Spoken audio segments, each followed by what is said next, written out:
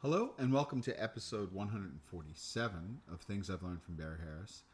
And today I thought we would talk about pretty ways to practice triads. And maybe we can use Barry's A minor 6 diminished scale to just show a couple of examples. So for those of you that are new to Barry Harris's thing, he has 4 scales of chords that he uses generally for chording. But one in particular that I like to use also for soloing, which is the minor 6 diminished. And it consists of these two things. It consists of the 4 notes of A minor 6, A, C, E, F sharp, and also the 4 notes of B diminished, B, D, F, A flat. So now if you put those 4 notes of the A minor 6 and the 4 notes of the B diminished together, you're going to get this beautiful 8-note scale. Fantastic. So now, if we take the concept of a triad, which is basically measured by play a note, skip a note, play a note, skip a note, play a note. So that's play a note, skip a note, play a note, skip a note, play a note. First one's going to be an A minor. Next one is going to be a B diminished. Next one, an A minor, but from the third. So what's weird is you have this, even though that's supposed to be a third, it's actually just the second. So you have the third, the fifth, and since we're skipping the flat 6, you have the major 6, and so on. So you keep going up the... So those are all the triads on A minor 6 diminished. Now, obviously, those are nice to practice them up. Really pretty. And then same thing down.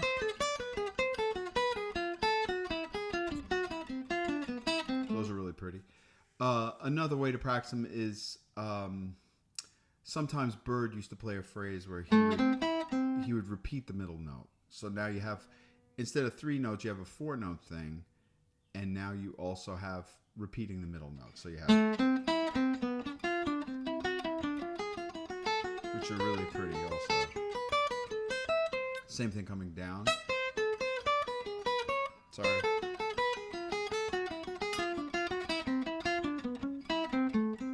But what we started looking at in the Open Studio class that I'm teaching, or one of them, is all these different little pretty things that you could do with the minor. For instance, let's say I started on the first note, the A, and I didn't want to just play A, C, E. I started on A, did a half step below A, back to A. So I said, and then came up the triad. These are pretty.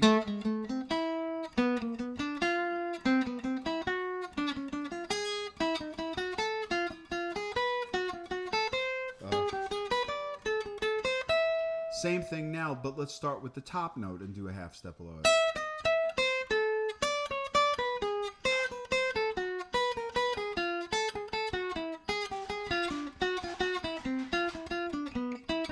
Those are really pretty. If I can do it on the first note, maybe I can do it on the last note. So instead of doing it on the A, and by doing it I mean starting on the note, going a half step below, then going back to the note. Maybe I could do it on the top note, the E. So let's hear what that sounds like.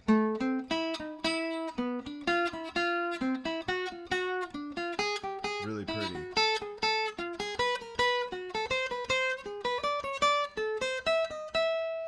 And let's do now, if we're going to do it down, let's do it opposite. So let's do the bottom note on the way down.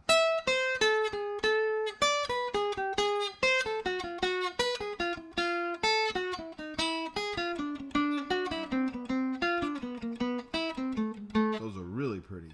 Suppose I said let's do just the middle note. So instead of doing it on the A, or instead of doing it on the E, we did it on the C. That one feels different, but it's still good. It's still good, trust me.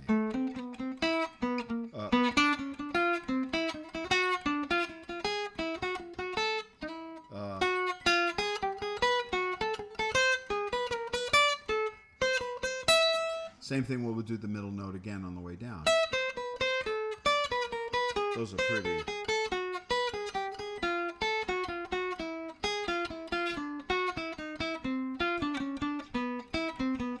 Those are really pretty. What if I did it on the first note, the A, and I did it on the E? So we'll say, and so on. What if I did it on the A, and the C.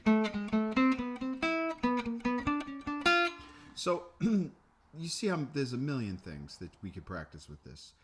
Now, the next thing that I was thinking about that we started talking about in class was, suppose I said,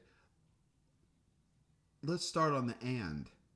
So every one that we've been doing so far has been starting on the beat. So we've been saying, which is pretty. Or if we do the first one, the A, let's say 1, 2, 3, 4. That's really pretty. But what if we put it on the and? What if we said 1, 2, 3, 4,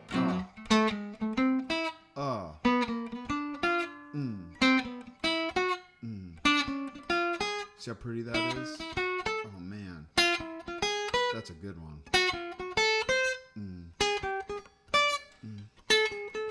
Let's do it down. 1, 2, 3, 4. Oh.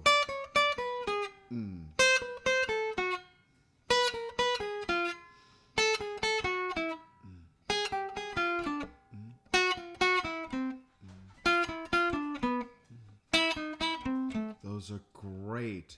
What if I did it on the top note, but still starting on the end? So now we have this. 1, 2, 3, 4, 1. Oh.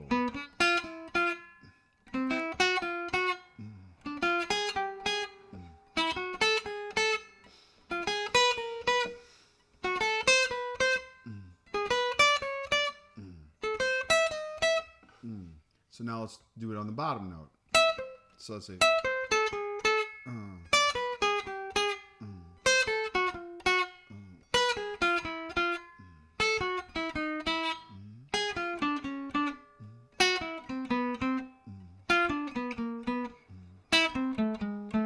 So, as you can see, there's a million variations of these. You could start on the and, do just one note. You could do just two notes, and so on.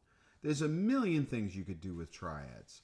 So, this is the another thing that I loved about going to Barry's class is just when you think you have something together, like you have a scale together, you don't have it together because there is no really having it together.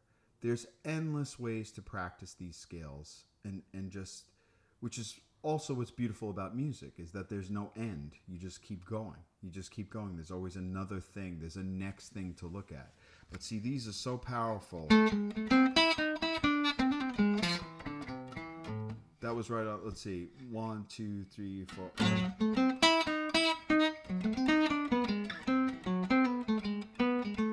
So you just, again, you're not going to play several of them in a row. So let's see. Maybe you'll play 2 in a row. But what's nice about these little tiny things like practicing these triads is you put them together with other things. You don't just keep them by themselves and do a pattern up, a pattern down. So I don't know if it's the right term, but I use the term disguise it. So in other words, if you practiced a bunch of these, you don't want the next time you take a solo and you're using A minor, you don't want it to sound like, oh, listen, who's practiced his patterns for A minor. He or she has practiced their patterns. You want to be able to say, it's part of my solo. So I might do one of these, but mixed with a pivot or mixed with a half-step rule or mixed with something else. So you really disguise it, you know. But I think to go through this stage of like checking out each one from each degree that gives you different sounds. Like maybe you might end your solo with, that's a really pretty thing. Or maybe you'll start with that.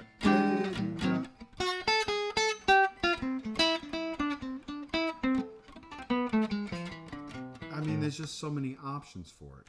So anyway, I just thought I would discuss that for a little bit, talking about triads and all the different ways we can look at it, which is endless, really, like everything else that Barry shows us. So enjoy practicing your infinite ways of looking at triads. Till next time.